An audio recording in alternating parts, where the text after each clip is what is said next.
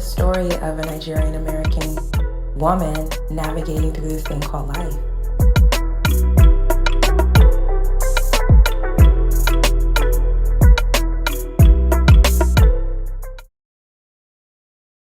Alrighty, we are back at it again. A new episode of The Unmet Expectation. I'm your host, Yasunde, in the building. We on episode 3 whole episodes. Can you imagine? Hey, come on. And this week, we have the perfect segue from last week's episode. We have the beautiful wife of Colin. Michen is in the building. She's a wife, she's a mother, and she's a lawyer, okay? A whole lawyer. And she's an estate planner, but we'll get into that a little bit later. Thank you so much for coming on, Michen. Thank you for having me. I'm so excited to be here. I appreciate you. Thank you so much. So let's do a mood check. How are we feeling today? What space are we in? How are we doing? How are we feeling? You know what? I started out the day a little bit stressed. We got... Yes. You're like me, hole in the mouth. All right. My car is under the weather. I'm a little under the weather. The kids are under the weather. But I'm here. I'm blessed. I'm feeling better. I'm glad I get to talk to my good friend about some unmet expectations. Yes. So yeah, I feel like the day is picking up. This weather, this is my weather. It's like 85 degrees outside. This is where I thrive. 10 out of 10. Yes. Beautiful, sunny, slight breeze. Yes. We have the window open. Yes. Overlooking the trees. Look. Yeah. Okay. It's feeling good. It's feeling good. So we're in a stress mood, but we're also in a hopeful mood. We are. We're knowing that things will get better. Yes. So that's great. We're on the Unmet Expectation podcast, so we're going to talk about it. Let's dive into some of your unmet expectations, whether that's societal, cultural, your own unmet expectations, anything that you deem unmet or met, because you're a whole lawyer. So you're very, very, very, very successful. So let's talk about it. Let's talk about some of those unmet expectations throughout your journey. Okay. And navigating life. So I definitely appreciate all the shout outs and whatnot. I don't take lightly that, getting through law school and, becoming a lawyer, passing the bar, all of that is an accomplishment to be proud of. It is. But sometimes I feel like I have set these flighty expectations based on the people that I surround myself with and what they're doing, so that I feel like in spite of all of that, I still have all these unmet expectations, right? So I went to Princeton for undergrad, Princeton graduate. PU, undergrad, bachelor's, and then she took it to Georgetown Law. Hi. Come on, Ivy. Come on. Thank you. And, I'm incredibly proud of that. It took me probably a solid 10 or 15 years to even talk about where I went to undergrad without trying to, downplay it. Like when I first got in, I remember I definitely used to be like, oh yeah, I go to Princeton. And then people would be like, what? Penn State? And I'd be like, no, Princeton. And, because you get looks like you're dating, some guy is looking at you and he's like, oh, Princeton, like I can't even. That's a dumb problem, not you. It is you got the shirt, wear it. Okay. I do appreciate that. Yes. Let's hold that tassel very high and wave it. Indeed. And you're not arrogant. You're not that type of woman. So it's okay. I appreciate that. Then you also on the other side got the people who are like, oh, well, you probably just got in there because of affirmative action and this, that, and that. Like, I lived in St. Thomas for a couple of years. I did a clerkship, and then I was working at a firm down there. I'll never forget this guy, white guy from Ohio.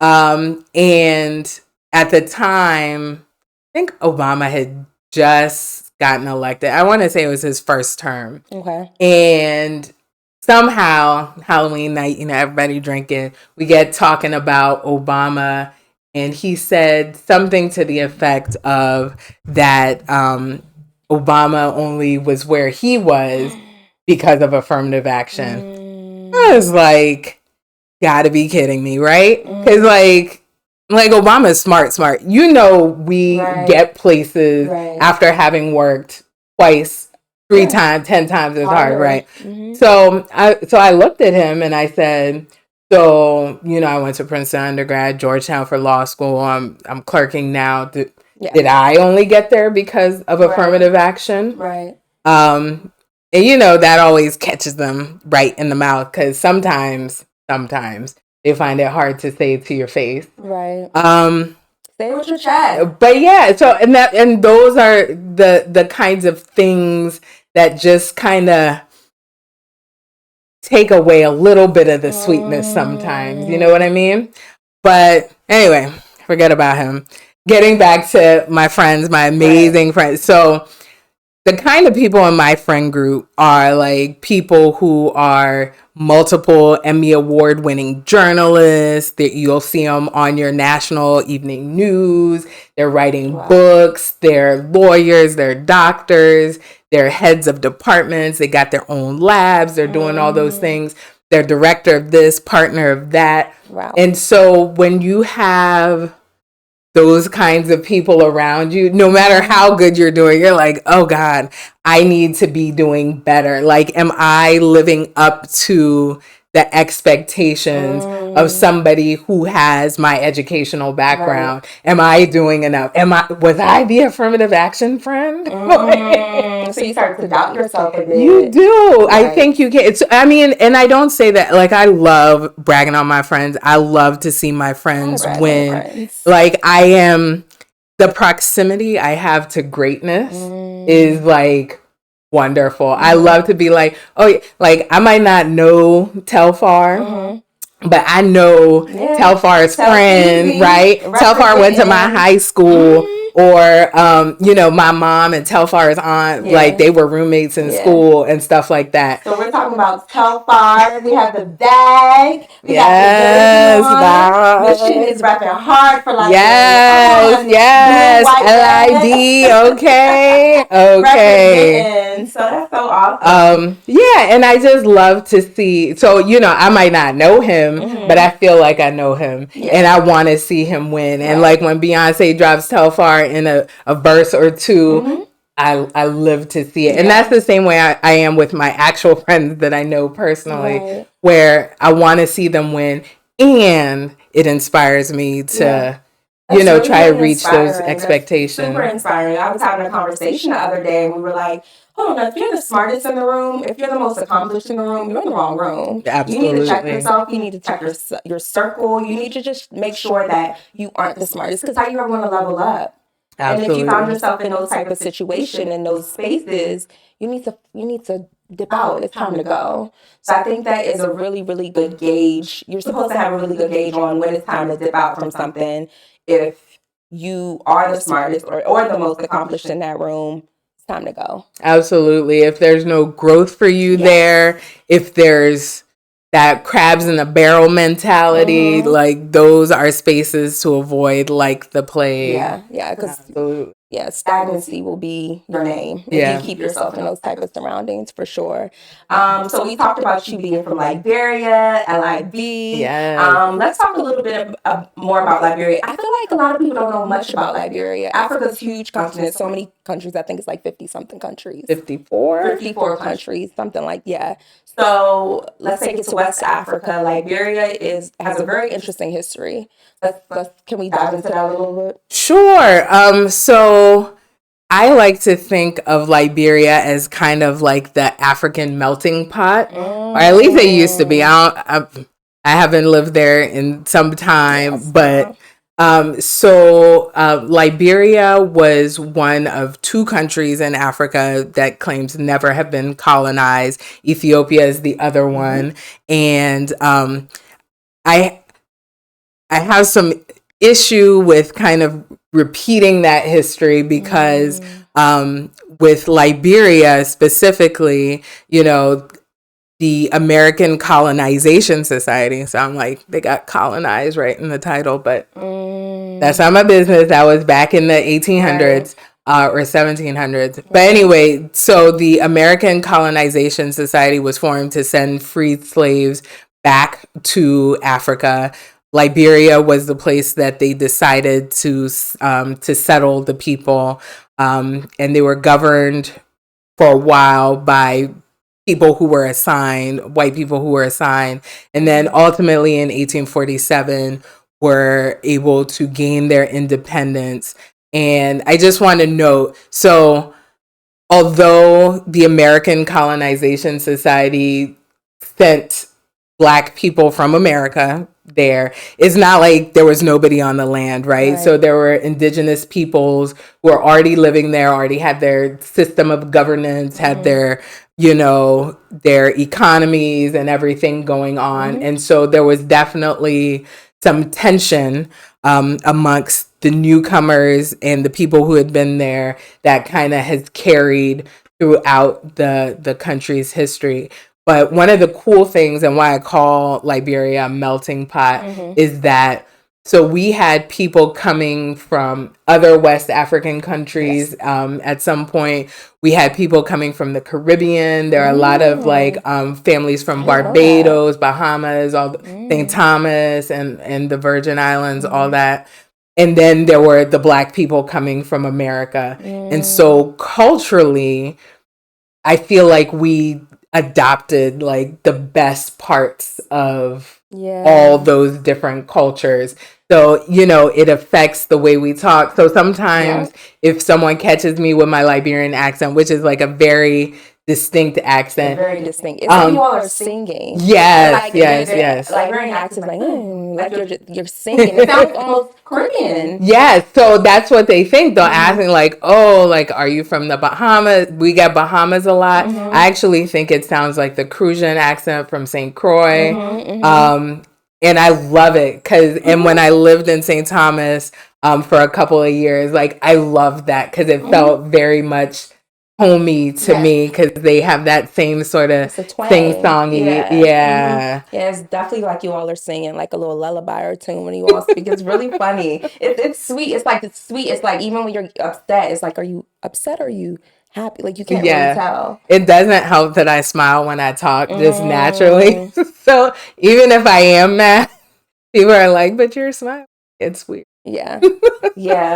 So Liberia has a very the war. Yeah. They had the war in late 80s, early 90s. Can we talk about that war a little bit? Sure. So in 1980, before I was born, there was a coup. A military leader overthrew the democratically elected government, executed all the top people in that government, and took power. He was in power. So that was Samuel Doe. He was in power for 10 years until 1990. In September of 1990, he was executed, beheaded, actually. I'm pretty sure the video might have been played on some news sources. It was a lot. I definitely remember seeing it somewhere. It was too much. And plunged the country into a years-long civil war. And actually, if you go to, this used to be my favorite museum. It doesn't exist anymore. The Museum. Okay. And they had this exhibit of Pulitzer Prize winning photographs from like the past, however long they've been doing that. Right. And there's two of them that were Liberian, that were taken in Liberia. Oh, wow. One of them, like, I will literally never forget it. It upset me so much I had to leave the exhibit. It was downtown Monrovia, taken really close to ground level, and the shell casing.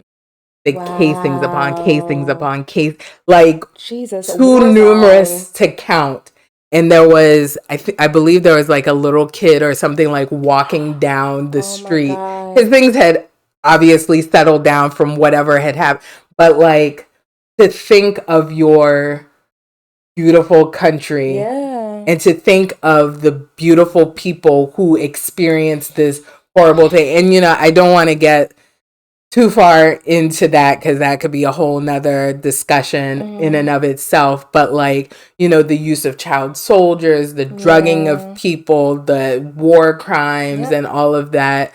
And the fact that there are people, generations of people who not only, there are those of us who were fortunate enough to be displaced into America or displaced into Europe, but there are people who were internally displaced or displaced to other African countries, refugee camps and things like that. Yeah, because you were actually born in Liberia, so that was a place where your family envisioned you all living. Absolutely. But unfortunately, the war hit. Absolutely.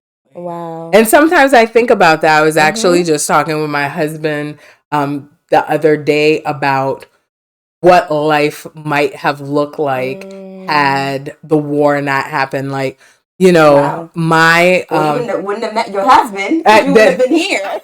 Who knows? I don't know, because I do feel like God works in mysterious ways. He does. But a lot of people who were of means or were, highly intelligent and were able to get scholarships through like government and stuff like that, were able to go to school in other countries. Right. So like my dad is a doctor. He went to college and med school in Germany. Yes. My mom is a lawyer. She went to college and grad school here in the States. Right. Went back to Liberia for law school, came back here to do a LLM at Yale.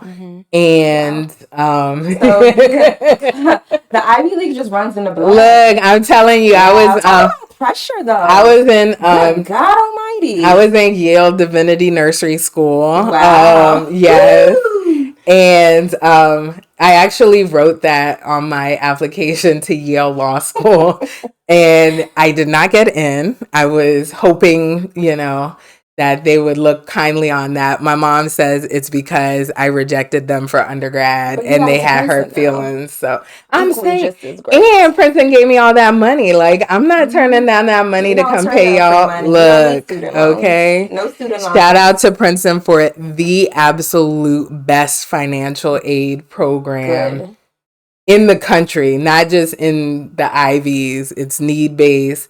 And I was able to graduate with no debt because all of my tuition and all of that stuff, I got a lot of grants from the school, and then my parents had to pay some. So shout out to my parents for paying the part that they paid.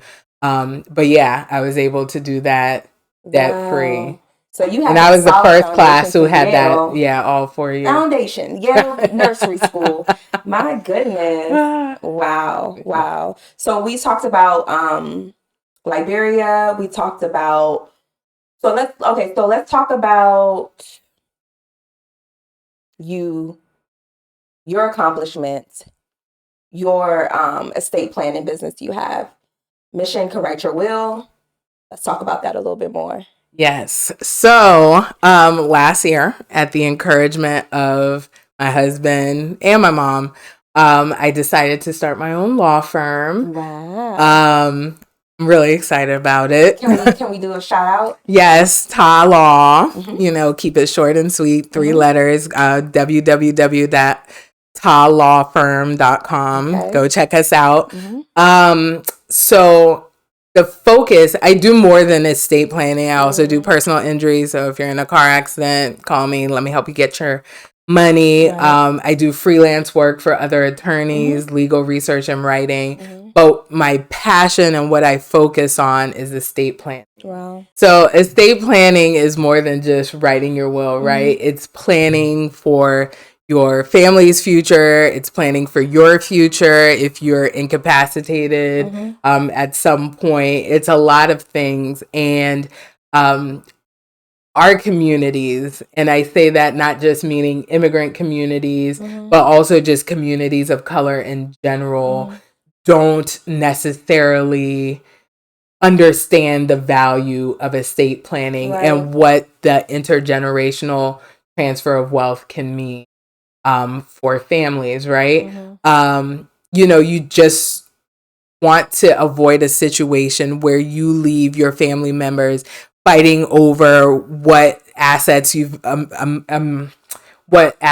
managed to amass, in your lifetime. Or, if you get sick suddenly and are unable to take care of, your house or this and that, to not have someone in place who's able to manage your affairs, who's able to help you make healthcare decisions and whatnot at a time when you're vulnerable.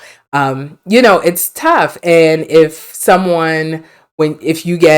you have a stroke, for instance, God forbid, but you have a stroke or something and you're unable to make medical decisions for yourself, you're not able to pay your mortgage or your rent and this, that, and the third, and nobody can do that. They have to go to court and go through this whole guardianship process. And then the court has to appoint an attorney for you because it's a lot, like, to give up those rights, and they don't want just anybody taking over.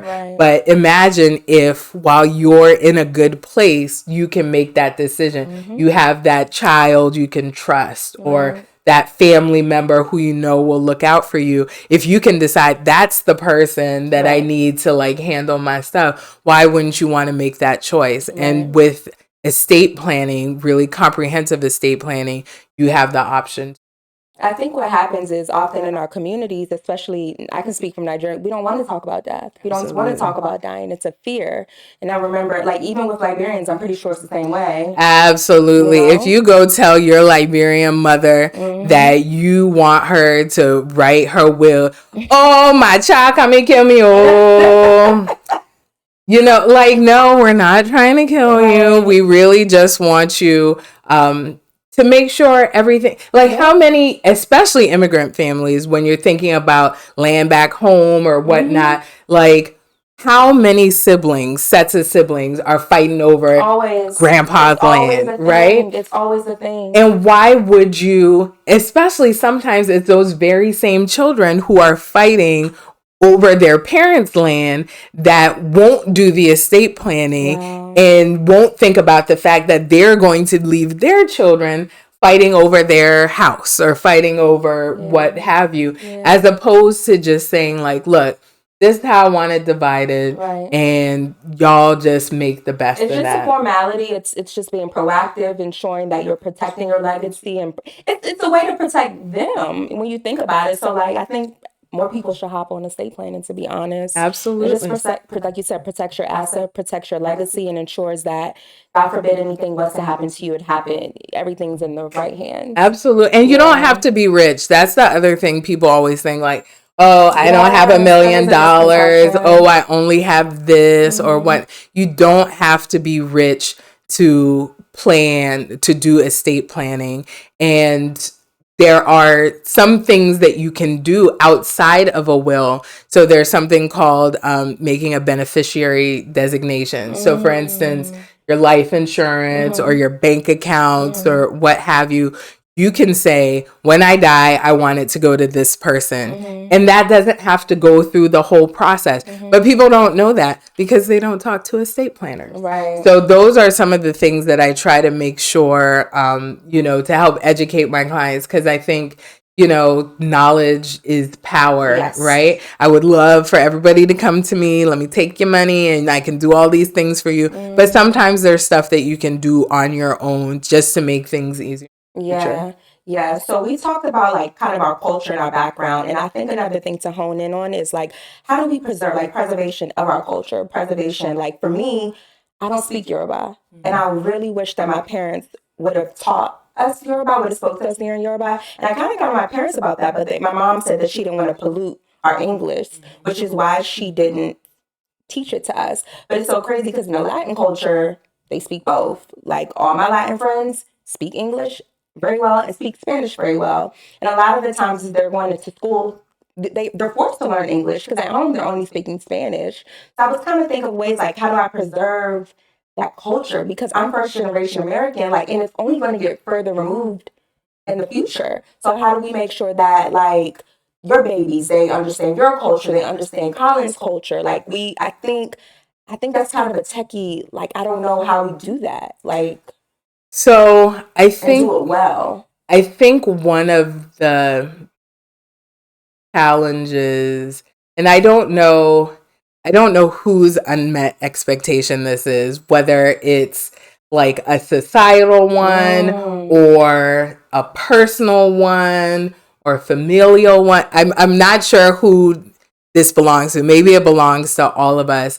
but there is a certain value you have to assign to the culture in order to want to preserve it, right? Yes. And I think those of us who grew up in spaces outside of our birth culture, per se, aren't necessarily exposed to people or policies or practices that would value that, right? So your mom not wanting to pollute your English was her way of helping you better assimilate to the culture that you're living in, right? And so I think it's such a fraught kind of question and exercise, because if you look at, for instance, like our parents' generation, so many African people of our parents' generation have English names, right? My own parents, right? I have a very good friend, she's Nigerian, her parents have English names. But then for their children, all the children have culturally relevant names, African names, names that belong to a tribe. My name is a Bassa name, for instance. That's a tribe that my dad belongs to. And, you know, it's hard to navigate that back and forth. So whereas maybe your parents' parents also had that same sort of, I want to make this world easier for you, right? And this is the best way that I can do that. Even something as simple as going beyond culture to something a little more universal. Hair. Right? When I decided to go, I spent most of my life natural. I used to get my hair pressed when I could get braids. I got braids or whatever. And then I think in law school, I decided to get my hair permed for the first time. And it did not. What was the driving force behind that after being natural for so many years? In law school, I think it was just about making it easier for myself to do. And then also probably a little bit of a fitting. I was playing basketball a lot at the time. I didn't know Michen could hoop now. Oh, child. I used to be doing something, okay? I played basketball in high school, and then I played for like a lady lawyers league in law school. And that was good. Our team Georgetown, we won a couple of championships. Shout out to my girls. So I'm assuming you were watching the games last night. Of course. Of course. And the night before last. I got thoughts on that too. But you know, so it was a matter of convenience and whatnot. And back in the day, like, they didn't really teach us how to deal with our natural hair, right? You remember all those things that people like pulling on your hair and hair day hurts and all of that, and right? And then you got the blue magic, or we like Dax in my house, the green Dax. But you know, so I didn't know how to take care of my hair, and so I was like, okay, well, let me do this. This will be easy. Then my hair started breaking. I was like, okay, let's stop that. So then I think I went back to braids, went back natural. Then I moved to St. Thomas. It's hot all the time. So I was like, okay, let me try this again. Same result. And then I went back natural. And this time, the permanent, no, it's not for my life. Okay. Look, I had the dark and lovely just for me expectations, and they remained unmet. And so I was like, okay, let me go back to what I know. But by the time I was doing that, this whole natural hair movement had kind of taken up, and like figuring out what your hair is doing, what it needs, how to treat it. How to cater to it. And so, you know, despite this weave, I am still natural. But the bundles are looking natural. Those are the natural bundles. Shout out to Yelena Styles Boutique. She right here in Laurel. She hooks me up. Look, and I'll tell you, under this, because I decided like a year and a half ago, I shaved my sides and had it out, and they're all growing back. And it's literally thanks to her. She is such a good hair care Yeah, I can't even tell the transition between the brushes. Look, That's a good. she the hookup, she the She's truth. good. Okay, She's the truth. she really cares about your Good. hair, and Good. so she probably be cussing me out though because I'm not the best detangler still. Like, Well, girl, practice makes perfect. Especially yes. practicing on Eden. Oh, child, Eden's so that's a freaking whole cute. nother That's her thing. baby girl. Eden is the cutest. And all her kids have dimples. They have these Yes. deep, deep dimples. All of them are super cute. But okay, as we're on the kids, let's take it to Colin. So Colin is my friend of over 20 years, and Michen is his wife.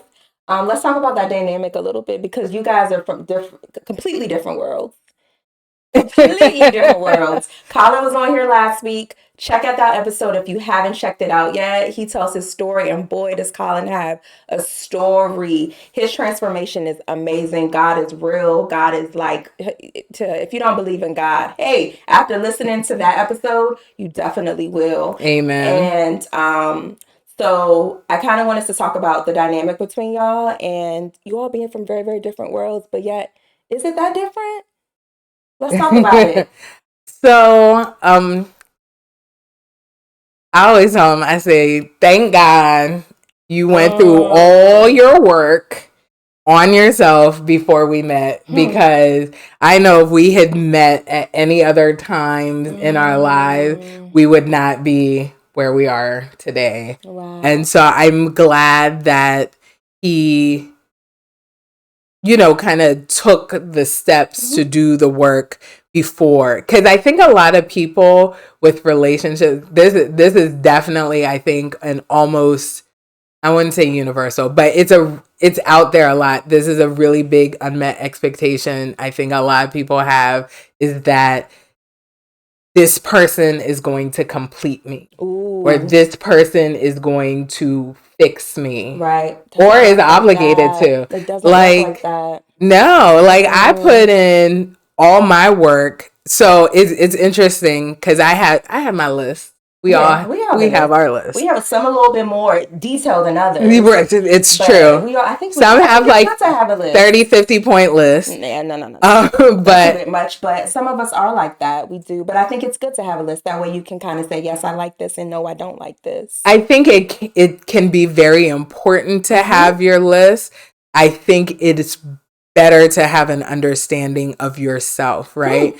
Because I had a list that, in retrospect, no, it wasn't that long. I just wanted like a nice person who is well educated and, you know, good to me, good to his family, that kind of thing. It was basic. I mean, of course, I wanted him to look a certain way. Nobody wants to not be attracted to their significant other and whatnot. But I didn't really even have like a type per se. Gotcha. You know, like he didn't have to be this certain height. He didn't have to be this certain complexion or anything like that. So the superficial stuff didn't really fly for you, other than you just have to be attracted to him. Yeah. And I think that's it. That's all that matters. And then I grew up in a very like diverse area. I grew up right here in Montgomery County, Maryland. So, you know, you come across people of all different ethnicities, races, backgrounds, whatever. So I was never exclusive in that kind of sense with my dating. Gotcha. And so when I met my husband, he was not some of the things that I thought were more important on my list, right? Because I spent my formative years, I went straight through school. So I graduated from law school the day before my 24th birthday. Wow. I skipped a year when I transitioned from school in Liberia to school here, and so I was young for my class, so I was able to get through quickly, and you know, I did all the things you're supposed to do, right? And I always thought that I was going to marry young. Like my mom got married later in life. But was that an unmet expectation? I'm glad it was an unmet expectation, to tell you the truth. It's an unmet expectation that worked to your benefit. It did. So I always thought I was going to marry young, have my kids young. I hope you don't get mad at me about talking about this. But in college, I had my college sweetheart. I don't know if I could call him a sweetheart, but anyway, his name was also Colin. Funny Colin. enough, and so, and he checked off all those things. Very, well educated, great family, all of that kind of stuff. But the two of us just didn't go together. I was in that phase. I'm discovering myself. I'm trying to figure out what's going on, who I am, asserting myself and whatnot. God said it wasn't that Colin. It's this Colin. Because I prayed to God that I would marry Colin. That's and in retrospect, I was not specific about a last name. That's and I'm like, what are the odds? Like, how many Black Collins are there in the world? Anyway, but that's a different discussion. So yeah, fast forward, if we had gotten married when I was 21 or whatever, I would have gone to law school still because, don't ever sell yourself short for any relationship because the longest relationship you're going to have is with yourself. That's true. But, I was able, after law school, I was able to move to St. Thomas, sight unseen. It was the best decision I've ever made in life. It really set my career up. Fast forward, I was able to buy my first condo by myself. And I was able to get all these things. I traveled and shopped and whatever, have all these experiences before meeting my husband and settling down and having kids. So I think first that unmet expectation of like the trajectory of my life was a good thing. It's a thing that I needed because I think a lot of people who don't have the benefit of those experiences prior to like a serious relationship might stay in a relationship they don't want to be in because it's easier than trying to do those things on their own. With that. I think that those experiences, those trips, those times alone, those boyfriends or those situationships that didn't work out, they make you who you are. And I think that sometimes you could look at it as that they chip away a little bit at you, but also they can define you a bit. So I think that everything happens at the time that it's supposed to happen. And I think that I'm a big advocate of like, hold off on like these serious relationships when you're younger. Get to know yourself a little bit more, before you jump into anything serious because you change with time. Absolutely. And I think that the best version of yourself is probably when you're a little bit older.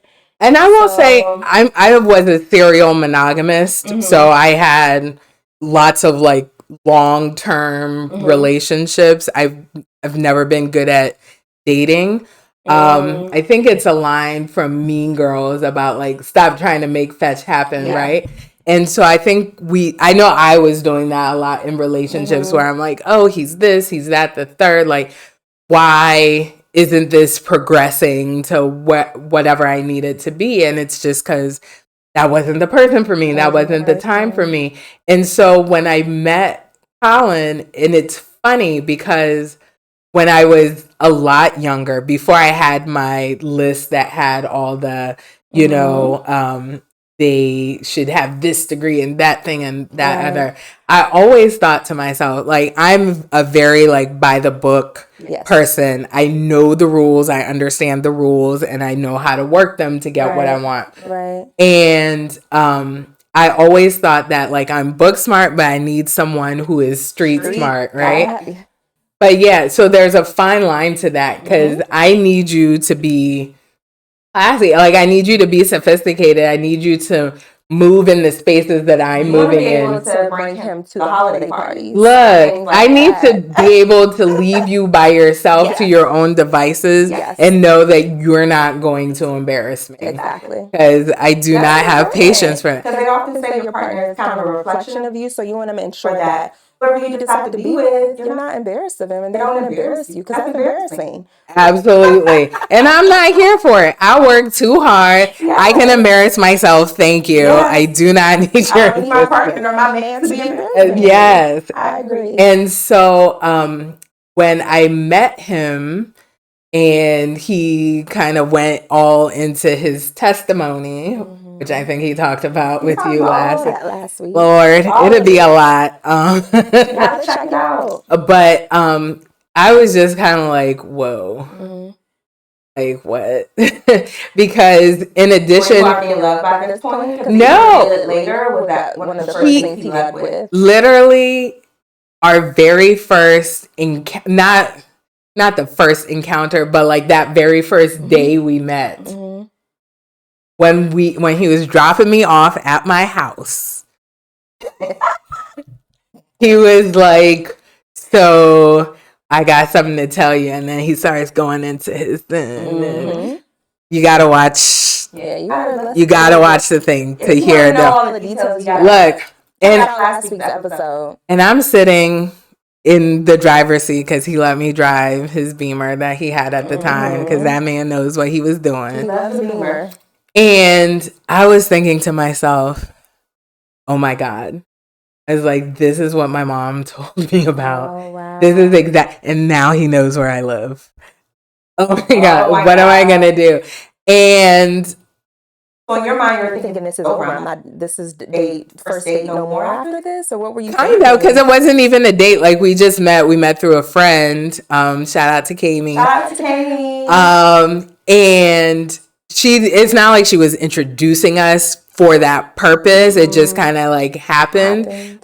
Which is that's a met expectation. Because in addition to previously thinking, oh, I want someone who has a little bit of street savvy, I also always thought that I would meet my spouse through a friend. Oh, and it's so weird. And I had tried so many other ways of meeting people, and it was crazy that ended up being how it happened. So that's why I think, like, they say, like, pray for it, keep praying for it, pray, and God will answer your prayer. I'm telling you, like, God is real funny with me. Like, he got jokes all the time, but I promise you, there's no prayer I've ever prayed without, like, true, like, fervor behind it that has not been granted. God is so good. You see? I promise you. And I tell people all the time, and I tell this story, actually. So I have an older brother. Yes. He's famous. He is famous. I call him the Dutch Wayne Brady. Yeah. Hey, Andre. So it's funny because when I was little, I always prayed for an older brother. Wow. I used to tell my mom I wanted an older brother. Wow. And, you know, I mean, I wasn't a stupid kid. I understood that because I already existed that I could not have an older brother. And one day I was having some similar conversation with my mom. I was 13 or 14. And she's like, you do. Go ask your dad. Wow. And you were like 13, 14. Yeah. Wow. He's 14 years older than me. And there's a lot of complications to the story. I don't want to tell anybody else's story. No. But and it's crazy, and he looks just like my dad, and we have the same smile and all of that.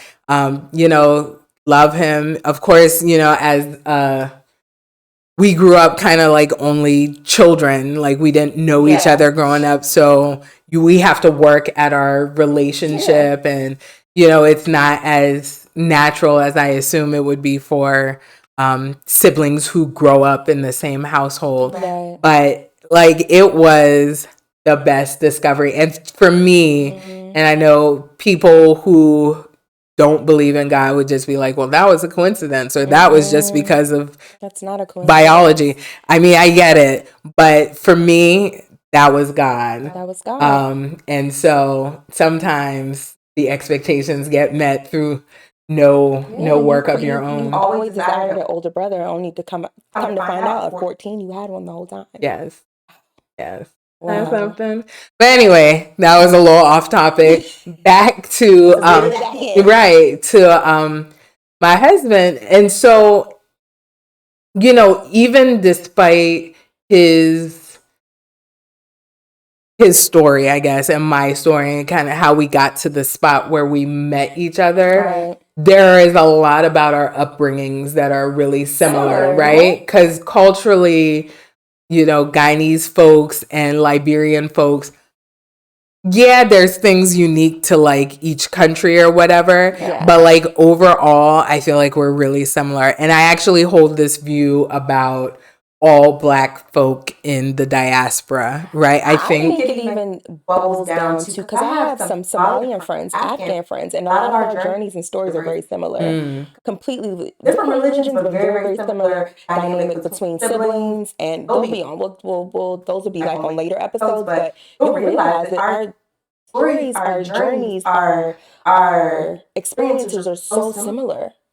Very, very similar. Absolutely. I think, the human experience is similar, right? Like, there's only so many ways we can be different as, like, human beings, You find the same types of people amongst culture. I think when you get into different different countries and their specific cultures, you'll find there's some differences, but all in all, I think you can find more similarities than not when you look at the big picture. And I think specifically about Black people throughout the diaspora. So I always joke around with folks about this. I say that if Africa is the heart, as we move throughout the diaspora, it's only a difference of degree, right? So if you think about like sucking teeth, right? So if you see, okay, she did it. That's that good long. That's African, right? The Caribbean folks is a little bit, those soups, but it's a little shorter than that, And then by the time you get to America, it's like short, right? It's true. Difference of degree. Whether it's like seasoning our foods, drums, the music and the vibe. I feel like we don't appreciate how similar we are. Wow. And I think that there's not a sufficient appreciation, especially of the Black folks in America who did not come here by choice, preserving what they could from their very disparate cultures, taking on a language and whatnot. Even the way, like, if you, what is the proper term? AAVE, African American Vernacular English, or whatever. If you look at how Black folk talk versus like the pidgin Englishes of our native countries, right? There's a lot of similarity in the vibe of, the words you make up, the letters you drop, and so I think it's also easier to point out differences because what that does is that keeps us separate. And I think for some reason we kind of not thrive, but there's something that people benefit off from differences more than the similarities. I don't know what it is with human nature, but that's just kind of the way that who is it that's benefiting and who is it that's perpetuating that's a whole nother episode. Come back for that. I'll come back for that. I know Michen could go for days. Let's really back to college. Yes, really. Really back to college. But so there's a lot that's similar about our families, our family dynamics. Like, he is a true family person, which is one of those things on my list that was important. He, the kids love him too. Oh my gosh. The kids, they were over here Saturday this past weekend, and the kids think that's their jungle gym. Look, the way they hop on him, that's their best friend. Hey, he's the favorite, and I'm fine with that because mommy needs mommy time. But you're the disciplinarian, I would say. I am. I'm probably. She's more like. I'm probably the hard ass. Like, eat your vegetables and let's go to this doctor's appointment. But I think that's also a personality thing too. It is. Yeah. I'm super that shapes your parenting. Super type A. I think it shapes your parenting for sure. It absolutely does. Yeah. And it's interesting to see because people often wonder between like nature and nurture, right? And to watch them as little people developing their personalities, and all three of them have very different personalities. They do. My oldest is like me, very like rigid and structured and rules following and all of that. Definitely setting the tone for being the oldest. He's definitely older brother. The middle one is second child vibes all day. Charming. Yeah, he could smile his way out of anything. Them dimples. Yeah. But and he's like his dad. He's real like tactile. He wants to build stuff. I say so. My older one, he wants to be a dentist. I'm like, cool, something in the medical profession. Look at this shit's already plotting. He told me he wanted to be a dentist. Then the second one, since he's very tactile, I say he could go ahead and be an engineer.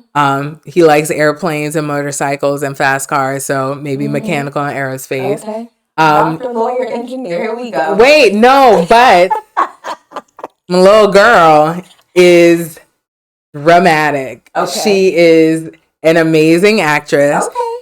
If you have doubts, just take her little pack of goldfish from her and see the show she puts on and how it stops immediately when you give it back to her. So I would like her to go to Yale School of Drama, like Auntie Lupita and Auntie Viola.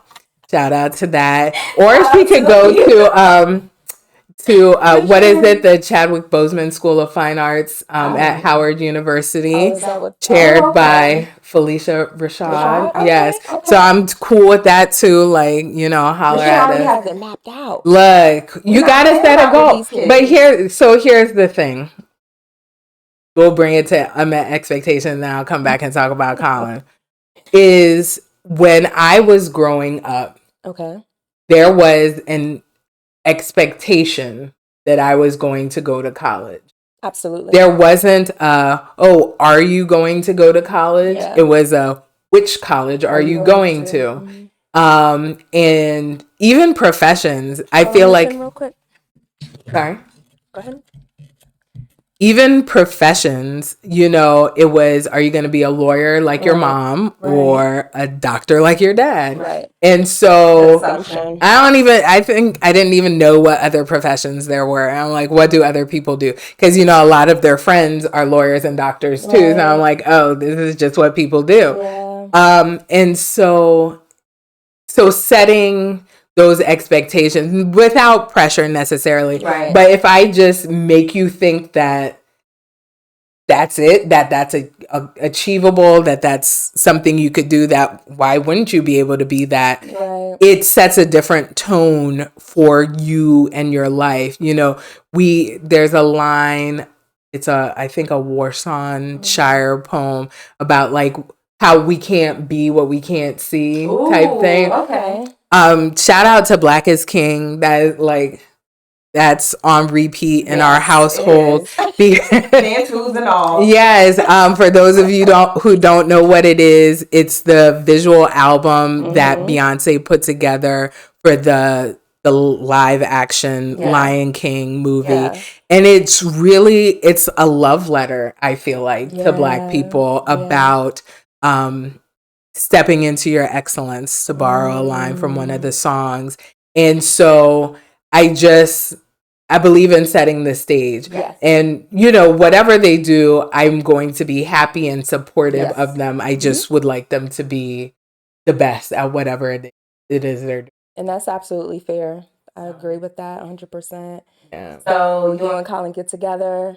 The Colin you're supposed to be with get together. Yes, Lord. Beautiful family. Thank you for that prayer, Jesus. Yes. So let's kind of pivot here. Let's kind of round it up and let's talk about the best piece of advice or words of affirmation you would give your 21-year-old self based on what you know today. Ooh, that is a tough one. I think it would be trust yourself. Too often we spend so much time worried about what other people think, right? What our parents expect of us, what society expects of us, what our friends expect, whatever it is, and not what we expect of ourselves. Yeah. And I have spent the better part of the past 2 decades, maybe not that long, maybe the past decade and a half trying to unlearn some of the things that I feel like are expectations that I didn't set for myself, right? Wow. So, you know, we have expectations around what a woman's life should look like, you know, when you should get married, when you should have children, if you should have children. And that comes from all angles. From so many, yeah, girl. It comes from all angles. Right. Wow. You know, what your career should look, what feminism means, right? Yeah. I just had a conversation with someone about this. It was probably my husband because I talk to him the most. Mm-hmm. But about what feminism means. And to me, it means that you get to make a determination for yourself as a woman, right? Mm-hmm. So if I want to have children, I can do that. Right. And I can also have a job outside of the house. Right. If I want to not have children in this moment or forever, I can do that. Right. I am not obligated to use my body in that way. Like it's people don't get how much your body goes through as a woman to have a child. Like it's hard to get pregnant. It's hard to stay pregnant. It's hard to have a child. It's hard to raise a child. And people throw that around like it's nothing. It's very intricate, very difficult. Yeah, and it's different for every one of us. And people go through different struggles that you have no idea what they're going to, like, you know what I mean? But the way we talk about that whole thing, the way we talk about the person who has to deal with all of that, it's just beyond me. And I think that for me, that's a huge part of feminism, that kind of self-determination. But there's a lot of unpacking that you have to do and unlearning you have to do to make sure that if there is an expectation that is unmet, that it's something you really care about, right? Not something that someone told you to care about, right? Because I mean, I guess you could say an unmet expectation for me was being married at 22 and having my kids then, but like that's not something that would have served me in my life, right? And you don't want to be where you're at the end of your life and you've met everybody else's expectations and very few of yours. Yeah, the worst thing they say is like regret. You don't want to live with regret. Also, best words of affirmation advice is to trust yourself. Wow, it's deep. Trust yourself, y'all. Trust yourself. Yeah. We have the intuition for a reason. Go with it. So my favorite part of this whole story, of this whole show, is a segment called On Repeat. I'm a music lover. Music is life. So what are we listening to this week or at any given time? At any given time, I'm actually probably listening to Beyonce. Yeah.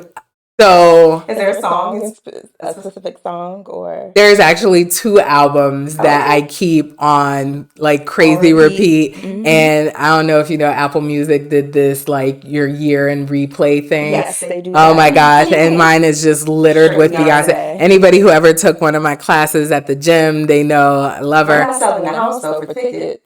No, please. I ain't got, actually, speaking of which, I got to call my friend and see what we doing. But we're not doing that. Okay. But so my 2 like albums of hers that are on repeat would be the Black is King soundtrack. Because sometimes you just need that motivation that like you are excellent and like live in your excellence. And then the second one would be Renaissance, which is just her newer stuff. Her newer stuff, definitely. But it's a self-empowerment love letter. I know I think she's described it as like a love letter to the community from which that music came, where she like kind of borrowed that style. But there's a lot of self-affirming lyrics in that album, and I just really enjoy it. It's nice, it's catchy, but it's also saying something. Good. So this week, what's on repeat for me is Fecky. He's a British artist from the UK. It's called Real Friends. I've been jamming to that, listening to that all week. It's really catchy. It's like he talks his stuff. I like music where people talk their shit. Like I love that when you like get into your like you just start talking all that mess. I like that. So he talks really, talks his mess on there, and the beat slaps. It's really good. So yeah, that's what I'm listening to this week. Michen, we're at the end of the show. We're at the end of the pod. Michen, thank you so much for coming on today. I appreciate you so much.